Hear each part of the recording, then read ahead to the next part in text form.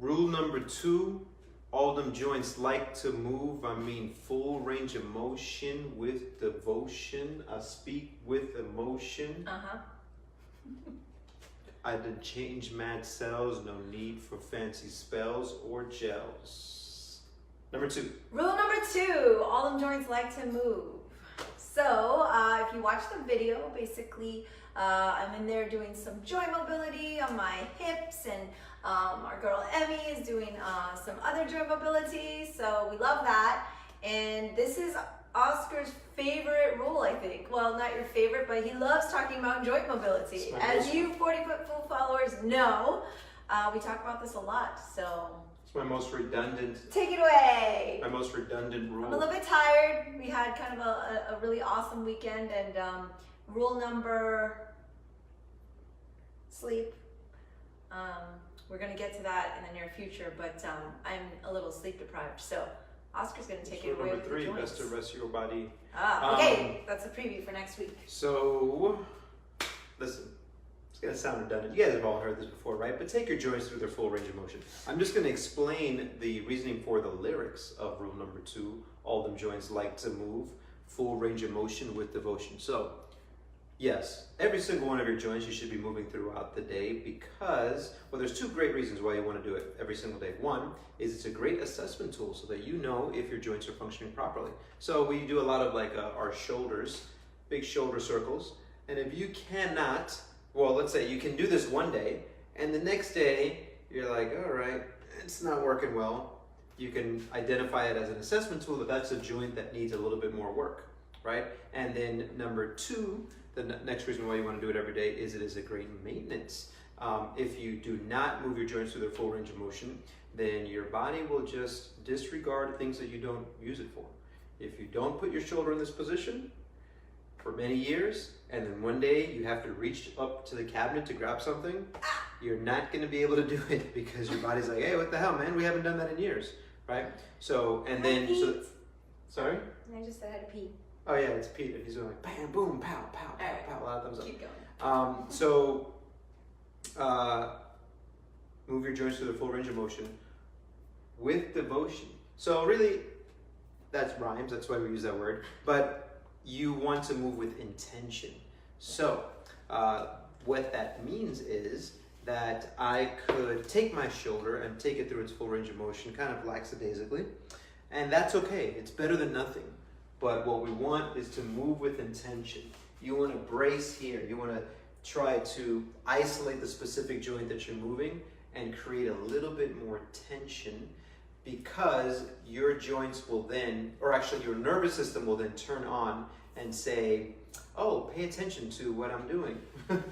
My joints, something is going to want to change. So that is why we want to move with devotion. And why I speak with emotion? Well, because I really care about your joints. And I want you to do them all the time. Full range of motion. Full range of motion with devotion. Right, full range of motion we talked about. With devotion we talked about. Okay. I speak with emotion. Okay. I talked about. And then... Sorry, I'm sleep deprived. And then... the other part, change mad cells with no need for fancy spells or gels. Basically, the cells in your body are continuously changing, and so the person that you are today will not be the person that you are 5 years from now, and you can determine who you want that person to be right now. So if you start thinking, okay, I'm going to start moving my joints through the full range of motion, it may not change tomorrow, but over the course of time, you will change the health and improve the health of that joint and be able to do all the things that you love. And you don't need, that will be better than if you use a fancy gel. Or a potion. Or a spell, like I thought that was your Harry Potter ode. Right, so for example, like, let's say you said your elbows didn't work, yes. right? And I was like, I can't think I'm of doing any a of the spell. Harry Potter spells right now. I'm doing a spell, but it's not going to help her elbows. I could put a gel on it. It may lead to some pain relief, but it's not going to improve the health of the joint. You've got to take your joints through their full range of motion with devotion. And so that is basically the crux of this entire episode. I leave it up to you now. That's all I got to say. No, I'm just back here doing full range of motion with devotion. I thought I would actually, since I did have a bit of an elbow injury recently, not naming any individuals who's responsible, but let's give that person a fictional character name, like that movie. No, like Mofoji. Yeah, Mofoji. I was gonna think like what was that character who fought Shonuff? Bruce. Oh, Mofoji. Okay. Yeah. So anyway, one of the things that I didn't do, I'm actually just as guilty as the rest. I don't want to do the my exercises that are like the, what do you call it? The pails and rails, Pails progressive and regressive isometric but loading. at least like while I was on the plane and when I'm moving around or waiting, at least I kept doing my joint mobility, and that's actually kept it from getting worse. So I know I should be better about it, but I think even in terms of helping with injuries, it's still really beneficial, and also for preventing. Right. So actually, let's just talk a little bit about this. So you got a little bit of an injury to your elbow by it being kind of put in a position that it wasn't meant to go, or that you weren't prepared for, right?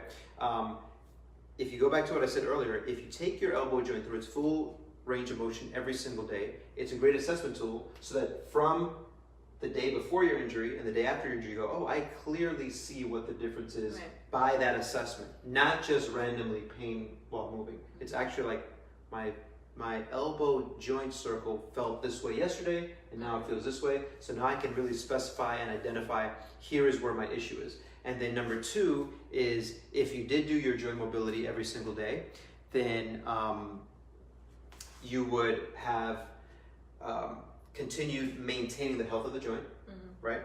But then to your point, the isometric loading will strengthen the joint, right?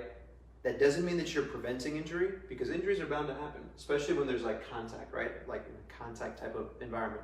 An injury is bound to happen, but what is possible is that by you doing things like that, you reduce the likelihood of that injury being worse, and you improve the likelihood of the recovering more quickly from that injury. Okay. So and a lot of people always ask, oh, how often can you do should you, or when is the best time to do the joint warm-ups? And I mean, I know the answer because I've heard you talk about it a lot. But for our wonderful listeners that didn't tune in to every other episode where you like talking about joints, maybe you can So share. for joint mobility, if you want to have extremely healthy joints and you want to be optimal, then what you do is you quit your job, you wake up in the morning, you start moving your joints, and you keep moving all day until it's time to go to bed, and then you repeat, and that's the best way to do it. Oh, okay. Okay, that's easy. All right. That's easy. Yeah, okay, cool. So you heard it, guys. Just quit your job and do joint warm-ups all day. Okay.